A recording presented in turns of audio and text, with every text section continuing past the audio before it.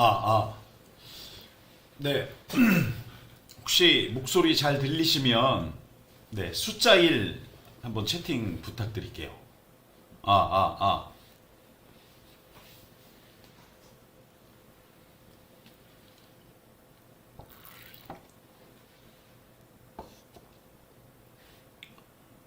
아, 아. 아, 아. 네, 죄송하지만 목소리 잘 들리시면 네, 숫자 1 한번 좀 부탁드리겠습니다.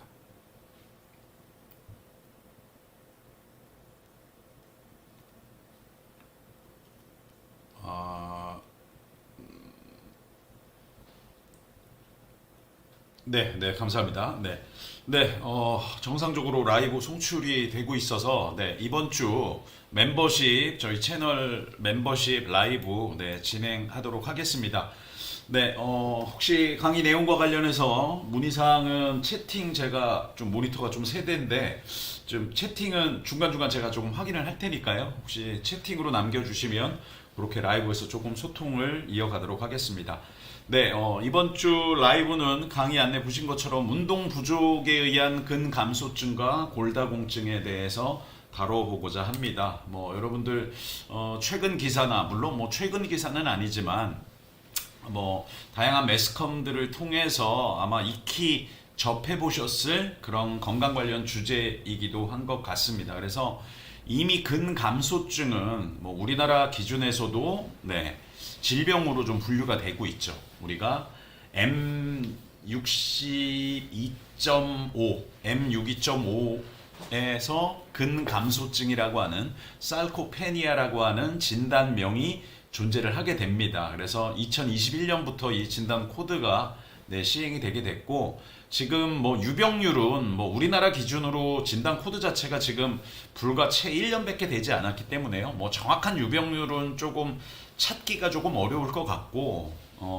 좀 뭐 굳이 근감소증에 대한 유병률을 추정을 할 수 있는 건 제가 뒤에 가서 근감소증에 대한 어떤 진단 기준에 대한 부분들을 골다공증에 대한 진단 기준에 대한 부분들을 조금 이야기 드리겠지만 근감소증에 대한 부분들은 국민건강영양조사 또는 뭐 관련돼 있는 뭐 노인 코호트 관련돼 있는 연구를 통해서 일부 좀 나오고 있습니다. 근데 그 수치가 뭐 사실은 천차만별이어서요. 뭐 연령대에 따른 차이는 분명히 존재하게 될 것이고 여러분들이 대략 조금 드라이하고 조금 거칠게 20% 내외 정도를 생각하시면 될 것 같아요. 그래서 연령이 표현이 그렇지만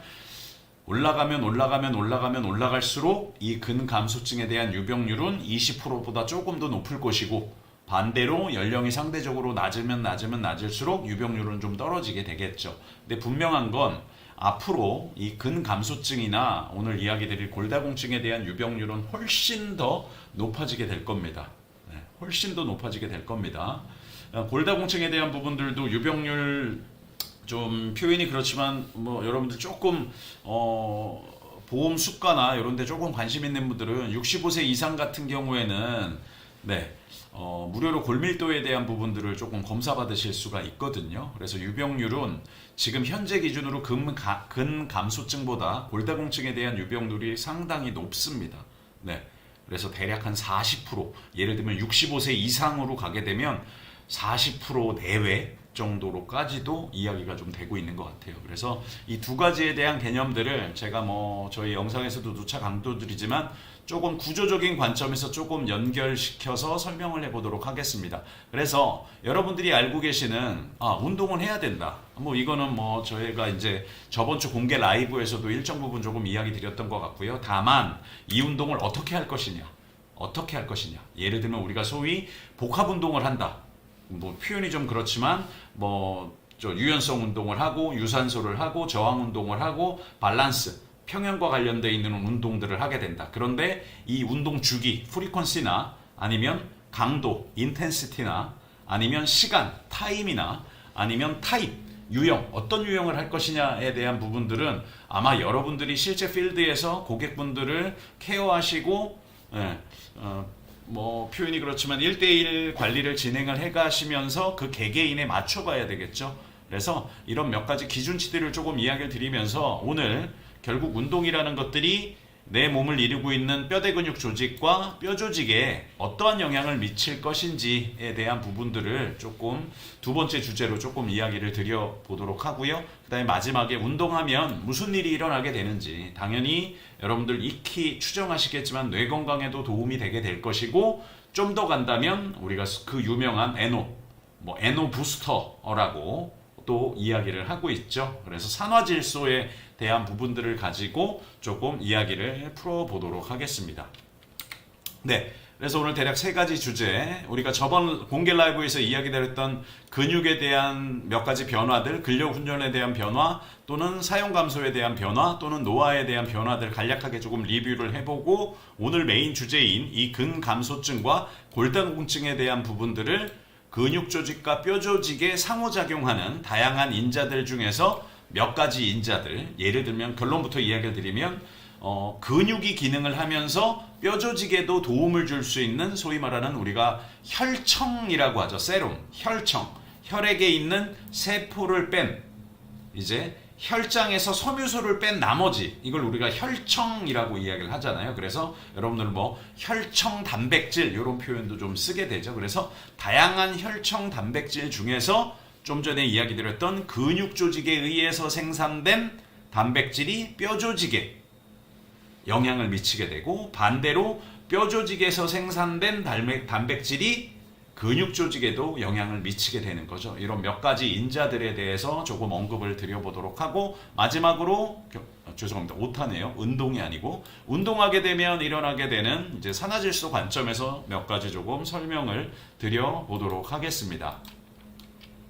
자, 일단 앞에서 이야기 드렸던 근감소증은 결국 기준치들이 존재를 하게 됩니다. 여기 뭐 영어로 조금 복잡하게 조금 쓰여져 있는데요. 뭐 굳이 여러분들이 뭐 영어 이렇게 영어 단어나 뭐 이런 거에 너무 조금 기준을 조금 뭐 거부감을 갖지 마시고 그냥 편하게 조금 생각해 주시면 될 것 같아요. 그래서 몇 가지 기준치들이 조금 존재를 하게 돼요. 이거는 제가 운동왕 영상에서도 근감소증이나 또는 골다공증에 대한 몇 가지 기준치들 영상에서 조금 이야기를 드렸습니다. 뭐 예를 들면 악력에 대한 기준치, 핸드 그립에 대한 부분들 또는 어떤 신체 수행 능력에 대한 부분들, 예를 들면 뭐 6m를 이렇게 왔다 갔다 한다든가 또는 의자에서 체어에서 5번 12초 이내에 5번 정도 앉았다 일어났다 한다든가 또는 우리가 SPPB라 그래서 기본적으로 한 5가지 정도의 요소를 가지고 평가를 하게 돼요. 그래서 이런 몇몇 구체적인 뭐 기준치, 뭐 덱사라는 장비 또는 여러분들 인바디를 가지고 소위 말하는 머슬 매스, 뼈대 근육에 대한 이제 근육 질량을 몇 가지 기준 수치들을 가지고 조금 표현을 하고 있는 것 같아요. 그래서 다양한 기준들이 존재를 하게 되는데 가장 손쉽게 여러분들이 확인할 수 있는 건 물론 제가 지금 언급드린 몇 가지 수치 중에 어느 특징적인 하나의 수치만 가지고 근감소증이 있다라고 표현하긴 그래요. 다만 근감소증의 확률이 조금 높다라는 기준으로 조금 생각을 하셔서 여러분들 칼프, GCM 쪽, 칼프머스 쪽 이 표현이 그렇지만 줄자를 가지고 가장 두꺼운 칼프 부위를 가지고 좀 재보는 거예요. 그래서 남성 같은 경우엔 그 표현이 그렇지만 주름이 그 지름이 그 원주가 되겠죠. 원의 지름, 원 둘레 34cm 미만이 되거나 여성 같은 경우엔 33cm가 안 돼 버리게 되면 일정 부분 근감소증이 있을 확률이 높다라는 정도 생각해 주시면 될 것 같아요. 그래서 조금 더 손쉽게 확인할 수 있는 건 여러분들 오른손과 왼손, 오른손의 엄지와 검지, 왼손의 엄지와 검지 이렇게 맞닿게 되면 동그라미 모양이 되잖아요. 여러분들의 칼프 가장 두터운 부분을 한번 오른쪽의 엄지와 검지, 왼쪽의 엄지와 검지를 가지고 한번 잡아보세요. 그래서 표현이 그렇지만 엄지와 검지가 이렇게 서로 닿는다라고 한다면 뭔가 지금 둘레가 남성 기준으로 34cm가 조금 안 되나? 라는 것 정도로 조금 질적으로 조금 판단을 할 수 있을 것 같습니다. 그래서 몇 가지 기준치들이 조금 존재를 해서 우리가 좀 활용을 하게 될 거고, 아까 이야기 드렸지만 근감소증이라는 진단 코드가 우리나라 기준으로는 작년에 진단 코드가 만들어졌다라고 이야기를 드렸잖아요. 그래서 아직 활성화는 안 돼 있습니다. 이야기는 거꾸로 돌려서 이야기를 하면 여러분들이 의료기관 밖에서 고객분들의 상담을 한다거나 이렇게 하게 될 때 좀 활용할 수 있는 상담 스킬로 활용할 수 있는 그런 기준치들이다라고 생각을 해주시면 되겠습니다. 그래서 몇 가지 여러분들이 간단하게 할 수 있는 몇 가지, 아까 이야기 드렸던 6m 왔다 갔다 하는 거, 또는 의자에 5번 앉았다 일어났다 하는 거, 또는 아까 이야기 드렸지만 뭐 악력계가 있다면 악력 수치들을 가지고 남성과 여성 기준에 대한 수치들, 그런 부분들을 가지고 조금 판단을 해볼 수가 있습니다. 그러면 아까 이야기했던 칼프머스, 그다음에 요건 뭐 나중에 제가 다음 라이브나 몇 가지 평가할 수 있는 간단한 한국형 뭐 진단 설문지나 뭐 이런 것들이 있습니다. 그 진단 코드 가지고 4점 이하로 가게 되면 특별히 문제가 없는데 4점이 넘어가게 되면 다시 아까 이야기 드렸던 근감소증에 대한 위험의 카테고리에 포함이 된다라고 생각을 해주시면 될 것 같아요. 그리고 또 하나가 이제 골다공증에 대한 기준입니다. 우리가 골다공증, 우리가 본 미네랄 덴시티, 그래서 골밀도 검사를 하게 되면, 의료기관에서 골밀도 검사를 하게 되면 이 T스코어나 또는 Z스코어에 대한 점수가 나오게 돼요. 두 개의 점수가 다 나오게 되거든요. 그래서 T스코어 같은 경우엔 가장 건강한 성인, 젊은 성인의 골밀도에 비해서 나의 골밀도가 지금 얼마나 떨어져 있는지를 나타냅니다. 그래서 우리가 통상 마이너스 1 이상이어야 됩니다. 마이너스 1 위쪽으로 가야 돼요. 근데 마이너스 1보다 더 떨어지게 되면, 예를 들면 마이너스 1에서 마이너스 2.5 사이다, 그러면 골감소증이 있다라고 이야기를 하게 되는 거고, 마이너스 2.5 이하다라고 하면 골다공증이 있다라는 걸로 조금 우리가 의심을 하게 된다라고 생각을 해주시면 될 것 같아요. 그래서 보통 T스코어 같은 경우에는 폐경기 이후의 여성이나 아니면 남성 기준으로 50세가 넘어가는, 표현이 그렇지만 뭐 예를 들면 뭐 연령대가 조금 있는, 그래 50세 이상의 남성이나 아니면 폐경기 이후의 여성에 대해서 이 T스코어를 기준으로 가지고 판단을 해서 좀 전에 이야기 드렸던 마이너스 1, 마이너스 2.5 이런 기준치들을 활용하게 되고, T스코어 말고 예를 들면 폐경기 전의 여성이나 아니면 50세 이하의 남성이나 기타 연령의 소아 청소년들, 요 기준으로는 우리가 Z스코어를 가지고 판단을 하게 됩니다. Z스코어는 아까 제가 T스코어는 가장 건강한 젊은 성인의 골밀도를 기준으로 내가 얼마나 떨어져 있냐를 나타낸다라고 이야기를 드렸잖아요. Z스코어는 동일 성별, 동일 연령대, 같은 연령대의 평균 골밀도에 대해서 나의 골밀도가 어느 정도의 위치에 있냐라는 것들을 이야기를 해요. 그래서 이 두 가지 수치를 가지고 골감소증이나 골다공증 유무를 진단을 하게 됩니다. 그래서 아까 이야기 드렸지만 근감소증보다 골다공증에 대한 현재 시점의 유병률이 굉장히 높습니다. 뒤에 가서 이야기를 드리겠지만 결국 근감소증으로 인해서 단순히 근육의 부피만 줄어드는 것도 아니고 구조적으로 부피만 변하는 것도 아니고 기능적인, 예를 들면 근력의 문제라든가 또는 근육의 밸런스, 근신경 기능들, 이런 것들이 전반적으로 떨어져 버리게 되면 그로 인한 낙상의 위험이 존재를 하게 될 거고, 또 그런 낙상으로 인한 골절의 문제로 또 연결이 되게 되겠죠. 그런 관점에서 여러분들이 고객분들을 상담하고 케어할 때 좀 조심하셔야 되는 거죠. 그런 요소들이 분명히 존재를 하게 됩니다. 네. 그래서 이런 진단 기준을 가지고 우리가 조금 이야기를 하게 됩니다. 자, 요거는 이제 우리가 저번 라이브에서, 본계 라이브에서 조금 이야기 드렸던 맥락인 거죠. 그래서 근육 조직에 대한 변화, 근력 훈련으로 인해서 근비대가 일어나게 된다. 근데 이게 단순히 근비대만 일어나는 게 끝나는 게 아니고 다양한 대사 능력에 대한 변화들도 분명히 일어나게 된다라고 이야기를 했고, 우리가 근육의 핵의 숫자도 늘어난다. 그래서 한 번 늘어난 핵의 숫자는 우리가 제가 그 G 실험 결과 가지고 이야기를 드렸죠. 다시 운동을 안 하더라도 단백질 합성이 떨어지기 때문에 결국 다시 근 위축이 온다 손 치더라도 늘어났던 트레이닝을 통해서 늘어났던 근의 핵 숫자는 다시 줄어들진 않더라 라는 부분들을 조금 이야기를 드렸습니다. 그래서 그런 맥락 여러분들이 좀 참고하셔서 보셔야 될 것 같습니다. 그리고 결국 운동 부족, 결국 사용 감소로 인한 근육의 변화들이 일어날 수밖에 없는 겁니다. 특히 누워있는 거 또는 오래 앉아있는 거, 이런 관점들 좀 생각을 하셔서 전반적인 단백질 합성 능력에 대한 감소가 일어나게 될 거고, 그로 인해 아까 우리가 저번에도 이야기를 드렸던 근 위축의 2배 가까운 근력 감소가 오게 된다.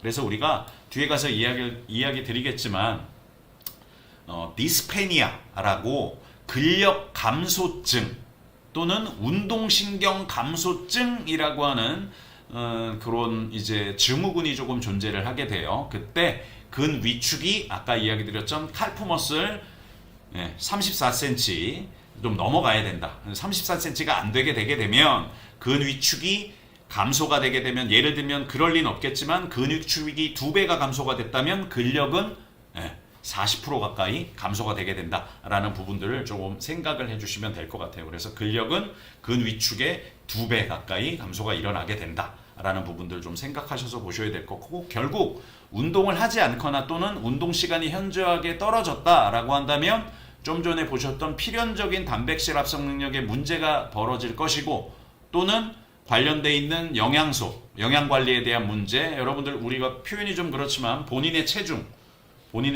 예를 들면 사람 기준으로, 성인 기준으로 1kg 정도에 대해서 여러분들 단백질, 본인 하루에 여러분들의 표현이 그렇지만 질량이 70kg이라고 가정을 한다면 70g 정도의 단백질은 섭취를 해야 되는 거죠. 이 섭취를 한다는 게 여러분들 입으로 들어간 게 70g이라는 의미가 아니죠. 여러분들 몸속으로 들어가는 거. 그래서 보통 표현이 그렇지만 여러분들이 입 안으로 단백질 100g을 먹었다면 실제 내 몸 안으로 들어오는 것, 혈관 안으로 들어오는 건 100g이 그대로 들어오진 않잖아요. 뭐 영양소에 따라 차이는 있겠지만 대략 한 10% 정도 잡는 거죠. 여러분들이 100g을 드셨다 그러면 10g 정도 혈관 안으로 가져갈 수 있다. 저분자 상태로 만들어서 뭐 그런 의미 정도로 생각을 하셔서 여러분들 상담하실 때 당연히 고객의 어떤 건강이나 또는 뭐 미용 목적도 마찬가지겠지만 영양 관리에 대한 부분들도 분명히 신경을 써야 되는 부분들이 존재를 하겠죠.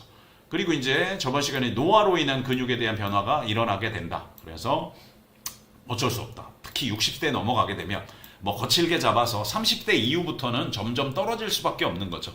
이 떨어지는 걸 급격하게 떨어질 것이냐 아니면 완만하게 떨어질 것이냐, 지연시킬 것이냐, 이런 차이만 존재를 하는 거죠. 그래서 붕괴가 일어난다. 점진적인. 그래서 근섬유들의 단순히 아트로피만 오는 것도 아니고 오래되게 되면 근섬유의 숫자 자체도 감소를 하게 된다.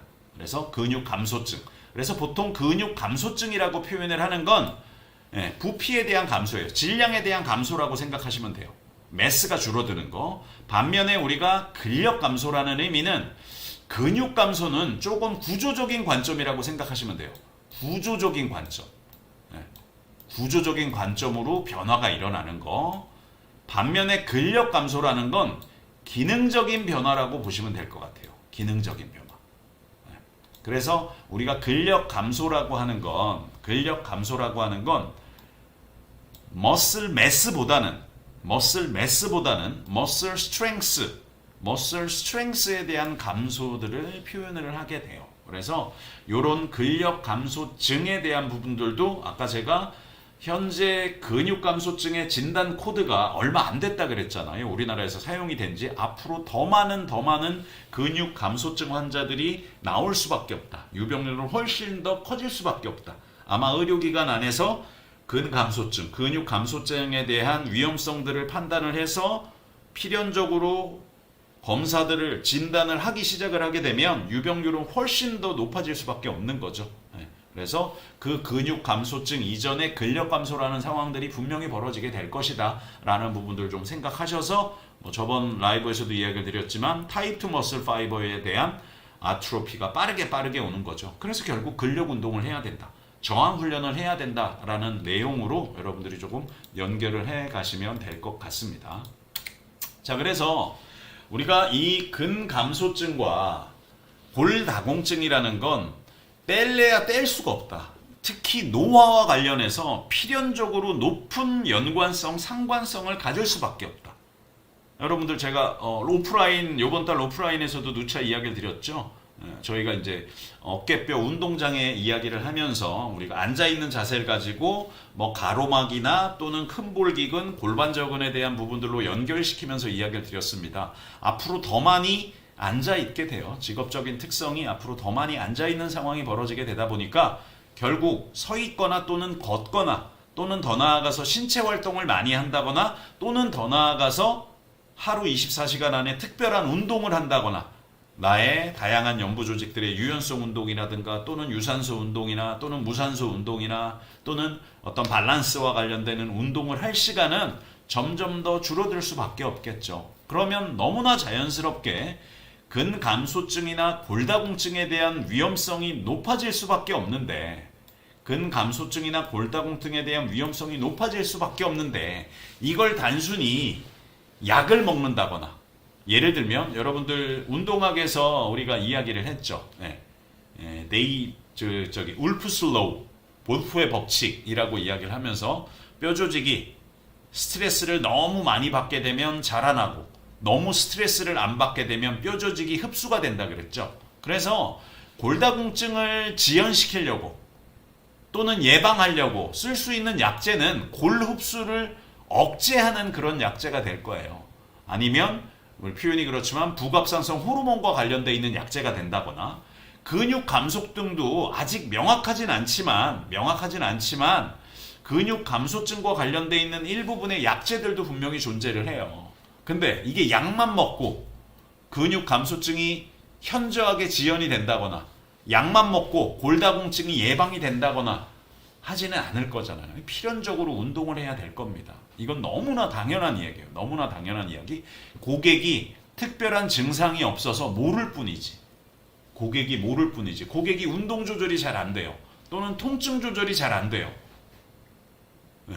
운동해야지. 이건 제가 오프라인에서도 누차 강조드렸죠. 조직 손상이 왔더라도 운동해야지. 비수술적인 방법을 써야지 라는 맥락으로 좀 이야기를 드렸죠. 그래서 이 근감소증이나 골다공증이라는 건 필연적으로 연관이 될 수밖에 없다. 특히 뭐와 함께? 에이징, 노화와 함께.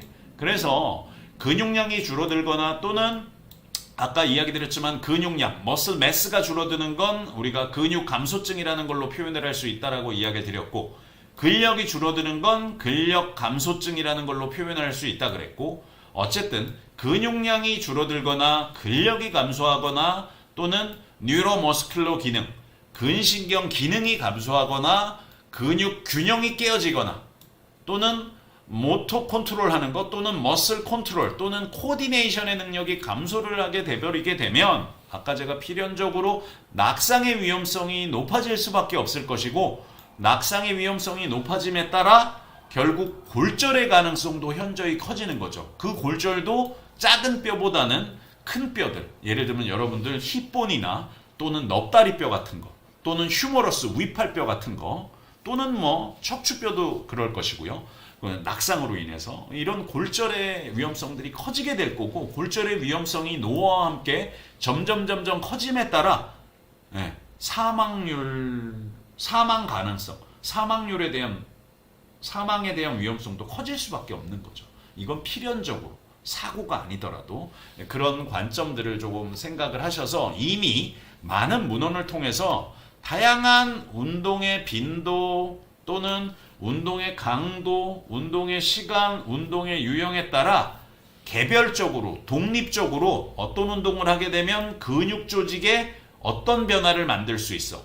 또는 독립적으로 어떤 운동을 하게 되면 뼈 조직에, 뼈의 생성이나 또는 뼈의 리모델링에 이런 긍정적인 운동 효과를 볼 수가 있어 라고 하는 이런 독립적인 작용 기전은 이미 현 시점에도 다양한 연구들이 존재를 하고 있습니다. 이미 현 시점에도 다만 현 시점에 얘네들의 상호작용하는 인자들 내가 운동을 하게 되면 예를 들면 우리가 움직인다는 건 뼈와 뼈의 상대적인 위치가 변하는 거라 그랬죠. 그 뼈와 뼈의 상대적인 위치를 변하게 하기 위해서 다양한 연부 조직 중에 예를 들면 액티브한 뼈대 근육 조직이 기능을 해야 되는 거죠. 네. 이건 거의 동시에 일어난다고도 볼 수 있죠. 거의 동시에 일어난다고도 볼 수 있죠. 무슨 얘기인지 이해되시죠? 그래서 결국 운동이라는 것들이 근육 조직과 뼈 조직 개별 독립적으로 근육 조직에만 도움되는 운동, 뼈 조직에만 도움되는 운동, 이것보다는 결국 운동이라는 행위를 통해서 근육 조직과 뼈 조직에 상호작용할 수 있는 인자에 영향을 미칠 수 있다는 거죠. 이게 현 시점에. 그래서 현 시점에 많이 이야기되고 있는 성장 호르몬, 그리고 인슐린 유사, like 성장인자, IGF-1이라고도 이야기를 하죠. 또는 활성형 비타민 D, 이런 인자들이 근육 조직과 뼈 조직에 상호작용하는 인자들인 것 같다라고 이야기가 되고 있죠. 그래서 현 시점에 아까 이야기 드렸던 독립적으로 뼈 조직이나 근육 조직에 어떤 변화를 만들어내 운동을 하게 되면 어떤 호르몬들이 작용을 해서 뼈 조직에 또는 근육 조직에 성장을 만들어낼 수 있어 라고 하는 이 개별적인 독립적인 작용 기전에 대한 연구는 분명히 현 시점에도 많이 존재를 한다는 거예요. 근데 상호작용하는 인재들, 과연 성장 호르몬이 근육 조직에만 영향을 미치는 게 아니고 당연히 골량의 감소와 함께 지방량의 증가에도 영향을 미친다는 거지. 성장 호르몬이 결핍되게 되면, 그래서 성장 호르몬이 결핍되게 되면 단순히 근육량에 대한 감소만 일어나는 게 아니고 당연히 뼈 조직에 대한 감소도 일어나게 될 것이고, 이런 감소와 함께 반대로 지방 함량의 증가에 영향을 미친다. 그리고 인슐린 유사 성장 인자 같은 경우엔 근육량과 골량의 증가를 촉진시키는 데 상호작용하는 요소로 작동을 하게 된다. 비타민 D 같은 경우에, 특히 활성형 비타민 D 같은 경우엔 근력과 골밀도에 영향을 미치게 된다. 그래서 뼈대 근육에 비타민 D 수용체가 존재를 하는 거죠. 그래서 이런 것들이 운동 또는 외부의 영양 요소로서 제공이 됨으로 해서 결국 전반적인 영양과 운동이라는 것들을 통해서 나의 근육 조직이나 뼈 조직에 긍정적인 영향을 미칠 수 있는 방향으로 영양 관리나 운동을 해야 되는 건 너무나 자명하는 거죠. 그래서 여러분들이 익히 알고 있는 근육 조직과 뼈 조직의 건강을 위해서 결국 칼슘이나 인이나 다양한 단백질들, 추가로 비타민 D에 대한 섭취들이 굉장히 중요하다. 영양 관점에서 라는 것들은 우리가 일반적인 어떤 상식선에서 여러분들이 충분히 이해할 수 있는 맥락이에요. 그리고 지금 현 시점에도 지속적으로 연구가 되고 있는 아까 이야기 드렸던 뼈 조직과 근육 조직에 대한 상호작용 인자들, 그 중에 대표적으로 뼈의 성장을 위해서 근육의 기능에, 근육에 의해서 생성이 되는 아까 얘기한 세럼, 혈청, 혈액 안에 있는 혈장 안에서 섬유소를 제외한 성분들이라고 이야기를 드렸죠. 근육에 의해서 생산되는 오스테오넥틴 또는 오스테오글레이신 또는 글라이신이라는 요소들이 운동이라는 걸 통해서 근육 조직들이 기능을 하게 되면 이 근육 조직에서 오스테오넥틴이나 오스테오글라이신이라는 단백질이 생성이 되게 되고, 이 단백질들이 뼈의 성장에 긍정적인 영향으로 영향을 미치는 것 같다. 또는 일부 이런 가설을 증명하는 몇몇 문헌들이 조금 존재를 하는 거고요. 이런 연구들이 진행이 되고 있다. 그리고 반대로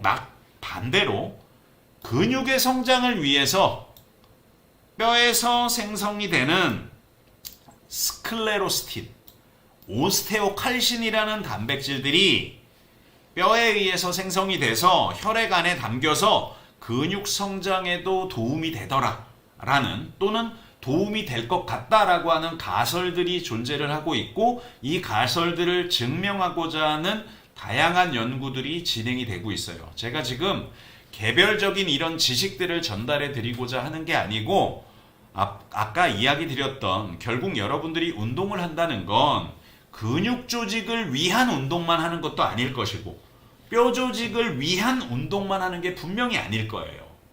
내 고객이 근감소증이 있어요. 내 고객이 골다공증이 있어요. 지연시켜야지. 또는 원래의 정상 상태로 회복을 시켜야지 라고 하기 위해서 제가 누차 이야기 드렸던 여러분들 저항 운동 시킬 거예요. 근데 계속 1시간 동안 저항 운동만 시키진 않겠죠. 아까 이야기 드렸던 복합 운동 관점에서 개개인에 따른 차이가 있겠지만 유연성 운동이라든가 유산소라든가 또는 무산소라든가 또는 평형 운동이라든가 다양한 운동의 컨셉들을 가지고 프로그램을 짜서 고객분들한테 적용을 시킬 거예요. 그리고 오늘 주제이기도 한 내 고객이 근감소증을 예방하거나 또는 근감소증이 존재하는 고객 또는 골다공증을 예방하거나 또는 골다공증이 존재하는 고객에 대해서 여러분들이 소위 말하는 운동 프로그램을 어떻게 짤 것인지 그 짠다라는 의미, 저항 운동을 어떤 류의 저항 운동을 시킬 것인지 라는 그 의미 안에 여러분들 고객분들의 근육 조직과 뼈 조직에 상호작용하는 관점의 요인들, 상호작용하는 인자들이 여러분들이 제공하는 저항 훈련이라는 걸 수행함에 따라서 결국 뼈 성장이나 근육 성장에 도움이 되는 긍정적인 방향으로의 프로그램이 짜여져야 된다는 이야기인 거죠. 이게 단순한 어떤 컨셉, 근육 불균형, A라는 근육과 B라는 근육의 근육 불균형 해결하려면 이 운동하면 돼. 이런 지역적인 솔루션 가지고 접근하는 게 아니고 여러분들이 고객분들의 상담 또는 재등록이 일어나야 되는 그 과정 안에 분명히 여러분들의 고객분들이 일정 부분의 연령층이 올라가고 있고 또 심지어는 그 고객분들이 근감소증이나 골다공증이라는 진단 코드를 부여받은 고객이라면 여러분들이 조금 더 세밀하게, 면밀하게, 좀 더 디테일하게 여러분들이 조금 운동 프로그램에 대한 고민들을 가져가셔야 되는 거죠. 그래서 아마 향후에는 좀 더 다양한 연구들이 뼈를 위해서, 뼈의 성장을 위해서 근육 운동을 어떻게 시킬 것인지, 근육의 성장을 위해서 뼈를 어떻게 관리를 할 것인지에 대한 관점들이 더 많은 연구들이 아마 일어나게 될 거다라고 예상을 해봅니다. 그래서 여러분들이 고객한테 적용하는 저항 훈련들은 분명히 고객의 근육 조직이나 뼈 조직의 구조적인 변화도 만들게 될 것이고 구조적인 변화뿐만 아니고 기능적인 변화, 근육에 대한 근력에 대한 변화 또는 근육 내의 대사 능력에 대한 변화라든가 혈청 다양한 단백질 농도에 대한 변화, 성장인대에 대한 변화들을 분명히 저항 훈련이라는 걸 통해서 고객한테 만들어갈 수 있는 거죠. 그런 의미 정도로 여러분들이 조금 생각하셔서 아까 이야기 드렸던 근육 감소증이나 골다공증에 대한 위험성 요인들이 굉장히 많아지게 된다. 그리고 이로 인한 근육량이나 근력, 근신경 기능에 대한 문제, 근육 불균형 또는 근육 제어 능력에 대한 감소가 필연적으로 일어날 수밖에 없을 것이고 그로 인한 낙상에 대한 위험성 커지게 될 거고 그로 인한 골절 가능성, 사망에 대한 위험성도 더 높아지게 될 테니 여러분들이 고객분들을 저항 훈련을 특정 컨셉을 가지고 적용을 하더라도 항상 여러분들 머릿속에 또는 마음속엔 고객분들의 근육의 성장이나 뼈 성장이라는 관점에서 좀 적용을 해야 된다라고 조금 이야기를 드리고 싶습니다. 자, 그래서 좀 더 큰 틀 안에서 마지막 주제, 운동을 하게 되면 다양한 변화들이 내 몸 안에서 일어나게 돼요. 운동이라는 걸 통해서 그 중에 뇌 건강, 그래서 뇌는 필연적으로 운동을 통해서 최적화하게 됩니다.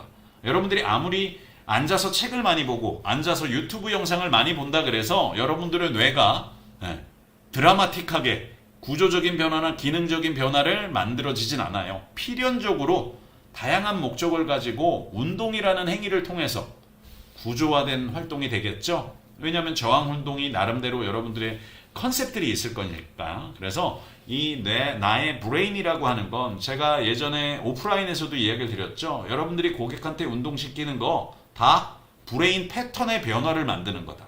그게 운동 조절 관점이 됐든 통증 조절 관점이 됐든 고객의 브레인 패턴의 변화를 필연적으로 만들어내야 된다. 긍정적인 방향으로 그 관점으로 생각을 한다면 결국 브레인의 패턴의 변화를 만들어 주려면 책만 읽어서 패턴의 변화가 만들어지진 않겠죠. 결국 운동을 해야 된다. 이 운동을 아까 이야기 드렸던 어떻게 할 것이냐라는 게 남아있는 거예요. 그 구체적인 것들은 아마도 제가 이야기 드렸던 특정 컨셉보다는 특정 솔루션보다는 여러분들이 고객분들과의 상담 또는 실제 필드 현장에서의 데이터들을 통해서 아마 그 구체적인 운동 프로그램들이 만들어지게 되겠죠. 제가 이걸 누차 강조드리지만 에비던스 베이스드 프랙티스, 이 시대는 끝났다 그랬습니다. 근거에 기초한 프랙티스 이런 건 끝났어요. 그 근거 얼토당토하는 근거일 가능성 매우 높다. 이렇게 조금 이야기를 드렸고, 데이터 드라이브는 시대입니다. 데이터가 주도하는 시대입니다. 그 데이터 여러분들의 고객의 데이터입니다. 여러분들만의 프로그램이다 라고 좀 가지시면 될 것 같아요. 그래서 우리가 뭐 무인 자동차도 나오고 음식을 사러 여러분들이 가지도 않잖아요. 배달시켜 먹고 뭐 이런 걸 하죠. 그래서 굉장히 편리한 시대가 됐습니다. 돈만 있으면 편리한 시대가 됐지만 플러스 운동을 하지 않음으로 해서, 움직이지 않음으로 해서 정신적인 문제, 스트레스라든가 불안이나 우울과 관련돼 있는 정신적인 문제들은 더 높아졌어요. 커질 거예요. 앞으로 더더욱 커질 겁니다. 그래서 제가 예전에도 이야기를 드렸지만 앞으로 향후에 여러분들이 필드에서 제공하는 건강관리 서비스는 전통적인 운동만 갖고는 이젠 한계가 있을 것이다. 전통적인 운동만 갖고는 한계가 있을 것이다.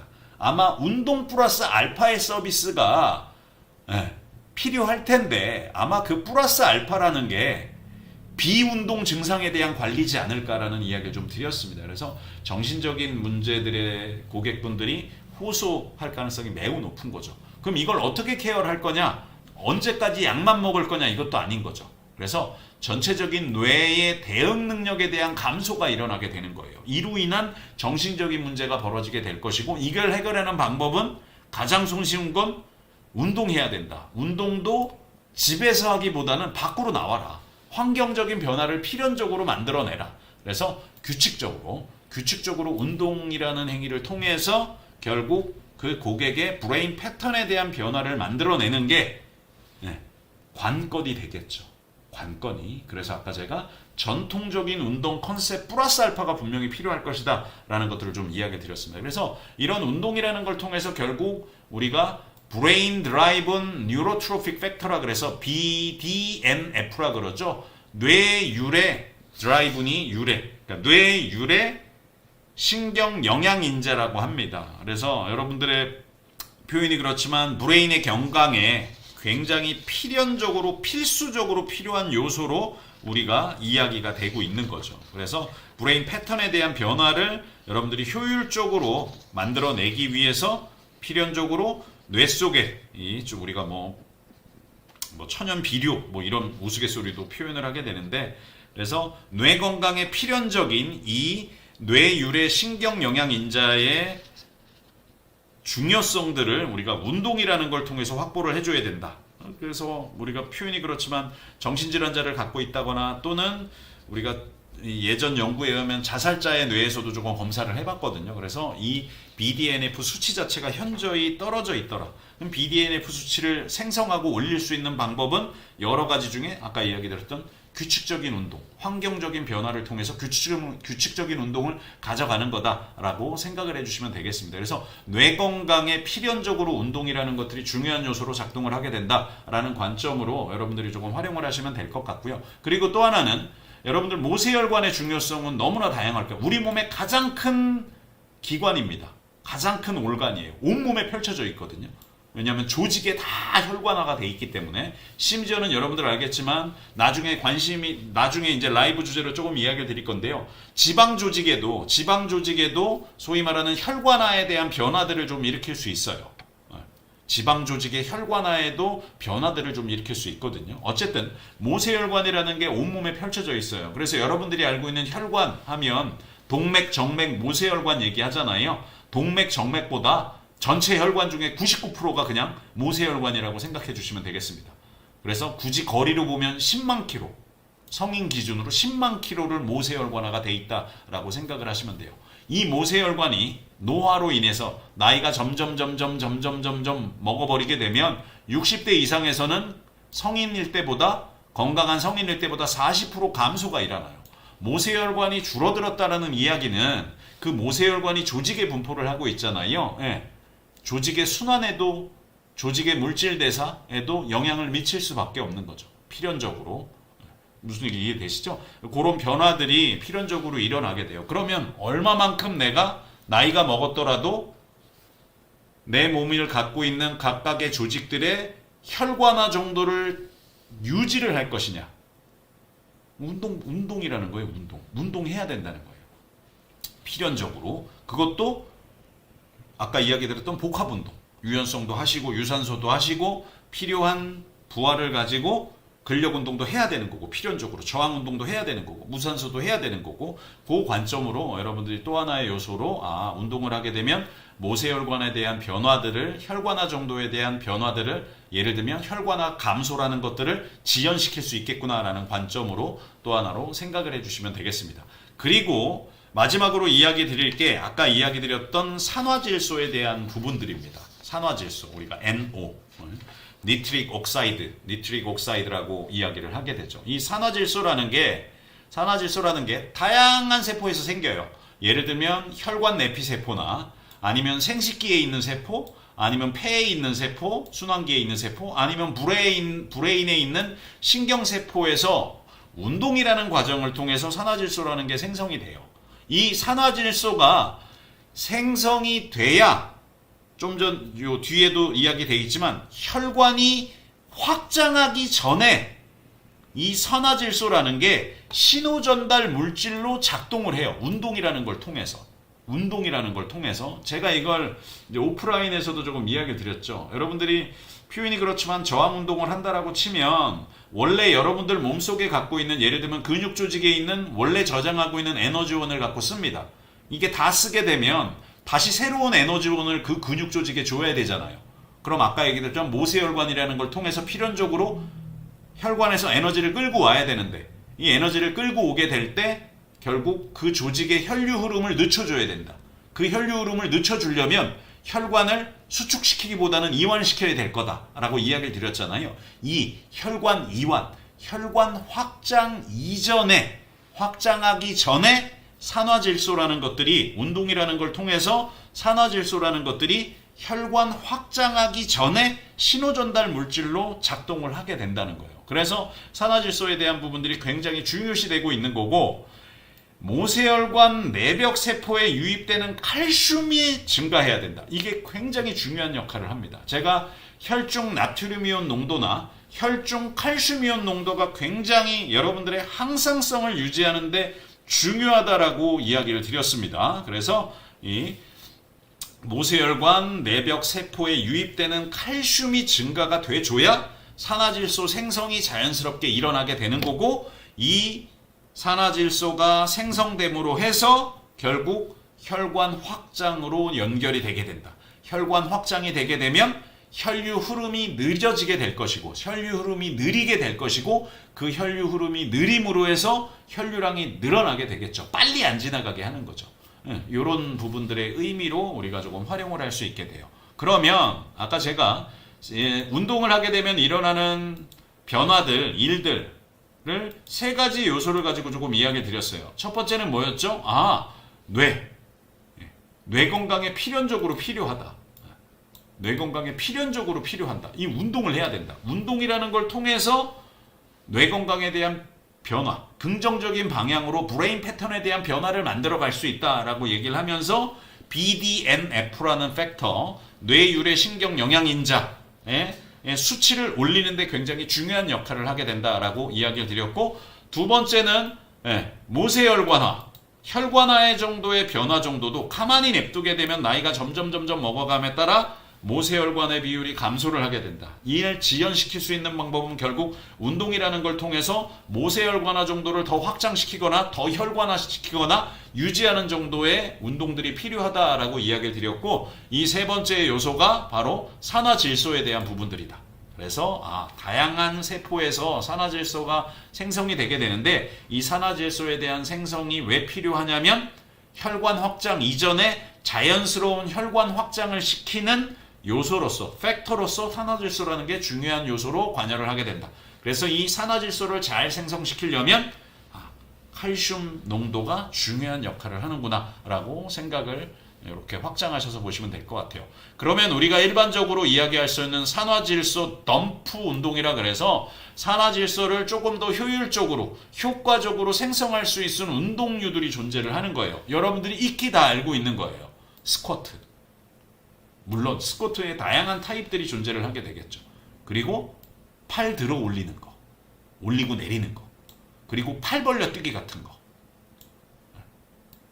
굳이 뭐 맨손이라기보다는 숄더 프레스 동작들, 이런 동작들이 근육 단위의 산소 부족을 저산소 상태를 순간적으로 만들어주게 돼서 산화질소의 재생산을, 재생성을 촉진시키는 운동류들로 우리가 산화질소 관점에서 산화질소를 효율적으로 생성할 수 있는 운동유로 이야기가 되고 있다라는 것 정도 생각을 해주시면 될 것 같습니다. 그래서 일반적으로 여러분들 고객분들 상담하게 되실 때 오늘 이야기되는 이 3개의 워딩 정도, 뇌 건강을 위해서 필연적으로 필요하다, 모세혈관화 정도를 위해서 필연적으로 필요하다, 그리고 세 번째인 산화질소 생성을 위해서 필연적으로 필요하다. 그래서 이 산화질소를 효율적으로 생성할 수 있는 산화질소 덤프 엑서사이즈라고 표현될 수 있는 스쿼트, 그다음에 숄더 프레스류들, 이런 운동류들이 산화질소를 생성시킬 수 있는 운동류들로 이야기가 되고 있다라고 생각을 해주시면 될 것 같습니다. 결국은 아까도 이야기를 드렸지만 아직까지도 어떤 운동을 어느 정도의 프리퀀시 빈도를 가지고 어느 정도의 인텐시티 강도를 가지고 어느 정도 시간 동안 타임 동안 어느 정도 타입 어떤 유형을 가지고 운동을 해야 되냐라는 건 아직도 연구가 지속적으로 되고 있는 것 같고, 여러분들 운동 프로그램 안에 고객에 맞춤화된 운동 프로그램 안에 중요한 요소로서 작동을 하는 거죠. 기본적으로 왜 주 2, 3회 해야 되는지 그 이유가 있겠죠.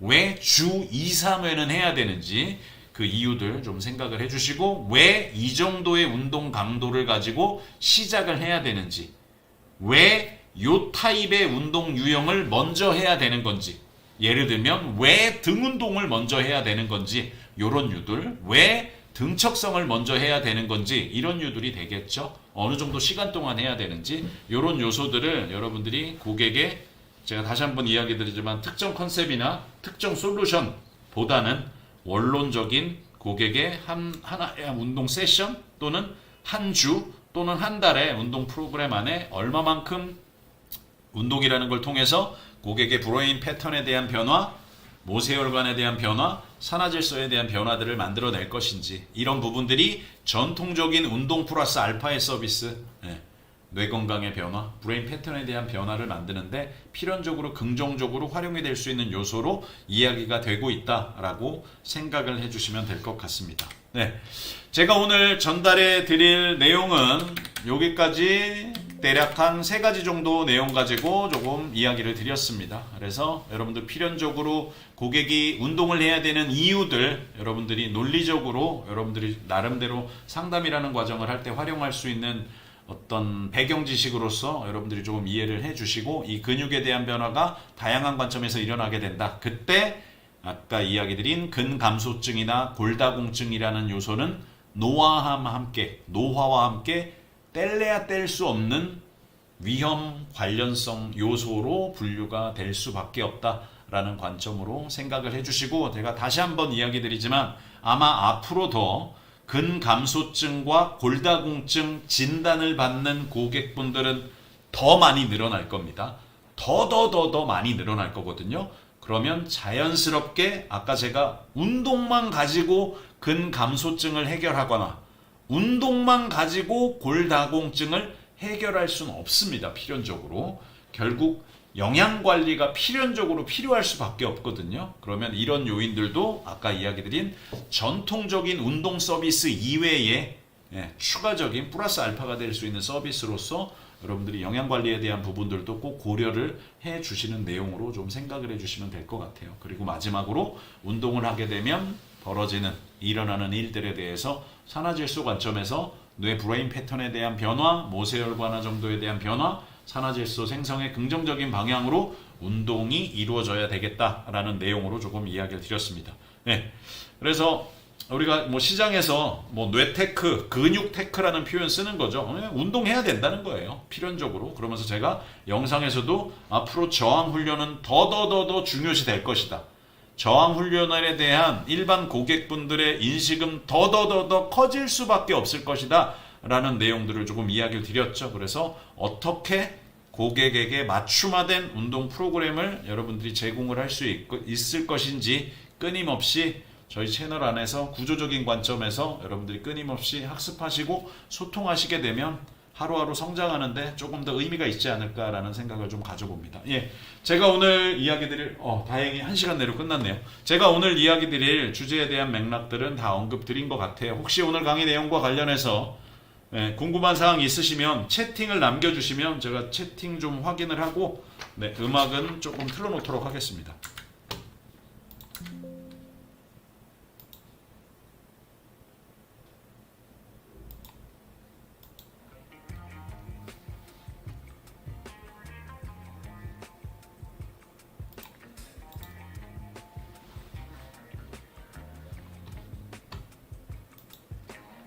네, 뭐 특별히 문의사항 없으시면 1분 정도 노래 듣다가 방송 종료하도록 하겠습니다. 네, 로코님, 네, 감사합니다. 수고하셨습니다.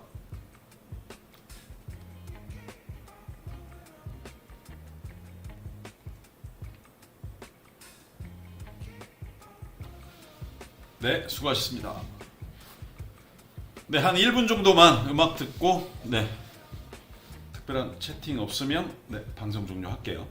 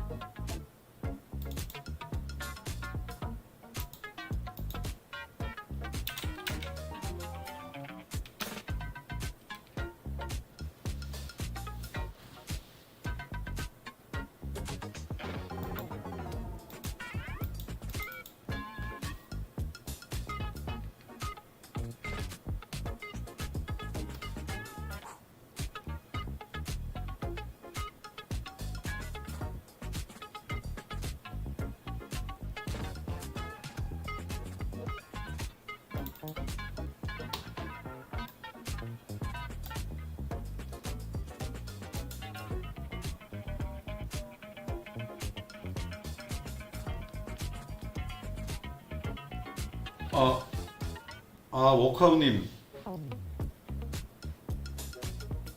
주 2, 3회 운동해.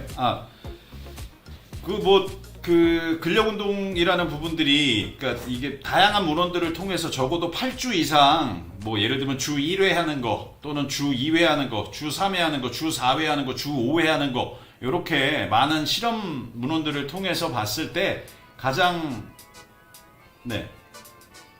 효율적인 횟수인 거죠, 그게. 주 2, 3회. 주 2, 3회 어느 정도 시간을 갖고 할 거냐. 자, 이 부분은 제가 다음 라이브 때, 아까 제가 이야기 드렸던 운동의 빈도, 운동의 강도, 운동의 시간, 또 운동의 유형에 대한 부분들은 조금 통합적으로 다음 라이브에서 제가 아마 다시 한번 언급을 드리도록 하겠습니다. 뭐 주제를 잡고 진행을 하든가.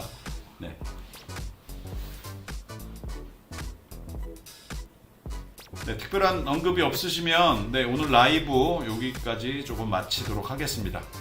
수고하셨습니다. 방송 종료할게요.